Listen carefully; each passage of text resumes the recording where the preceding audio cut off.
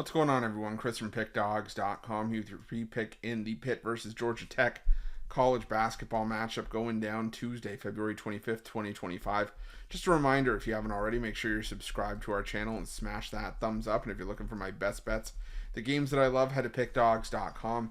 Click the Premium Picks tab at the top of the page. It's a great time to do so because we have a lot of action lined up this week. The NBA is rock solid all week. The college hoops cards are great. And even the NHL has a full card on Tuesday as well, so make sure that you jump on board. Remember to use the promo code PICK at checkout for 15% off your purchase. We've also got products for those who make big bets and for those with big bankrolls, those looking for a VIP experience, where you're going to get things like late alert plays closer to game time, where we're going to track line movement for you, try to get you the best possible number compared to the closing line. So if that sounds like something that you're interested in, text the number on the screen for more information, even if it's just to find out if it's right for you. But let's get to this one between Pitt and Georgia Tech. You got the Pitt Panthers coming into this one with a record of 16-11 on the year, 12-14-1 against the number this season, after a 76-72 loss to Notre Dame in their last matchup, while Georgia Tech comes in 13-14 on the year, 11-16 against the number this season, after a 69-54 road loss to Boston College in their last game. Now, this is a Georgia Tech team that's definitely had their ups and downs this season, a team that I have faded plenty, because I just don't think they're very good, to be honest. I think it's just sort of the long and short of it. I haven't liked what I've seen from a lot of the year, and if you've looked at their numbers in conference play, they're dead last in the conference in free throw shooting, second worst in 2-point shooting. They're fourth worst in 2-point shooting. They're 12th in the conference in 3-point shooting. There hasn't been a lot to be excited about with Georgia Tech. They've fallen, to 7-9 in conference play, despite a decent run of form, as of late in sort of in the last 3 weeks, 4 weeks.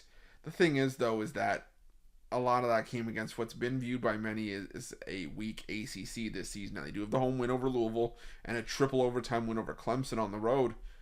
But again, you kind of got to take it with a grain of salt because they also lost to Clemson at home. They lost to SMU by double digits on the road. They got beat up by Syracuse. So it's just like I said, you kind of got to pick your battles when you're talking about the ACC. But now you're also talking about a Pitt team that hasn't been necessarily anything special either.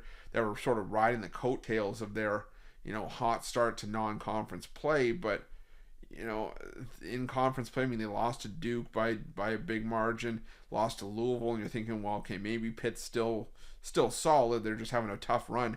They beat Syracuse, North Carolina, but then lose to Wake Forest, Virginia, North Carolina, SMU.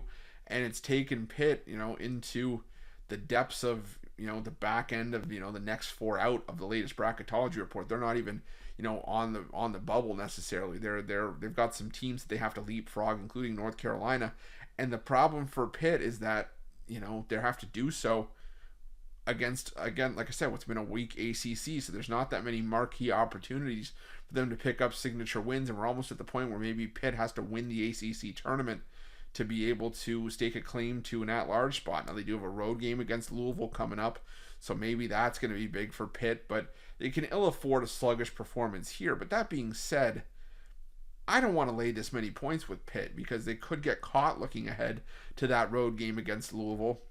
And while Georgia Tech may not necessarily win, I think that Georgia Tech has enough, and there's enough of these two teams side by side as of late to where I think Georgia Tech can, at the very least, compete.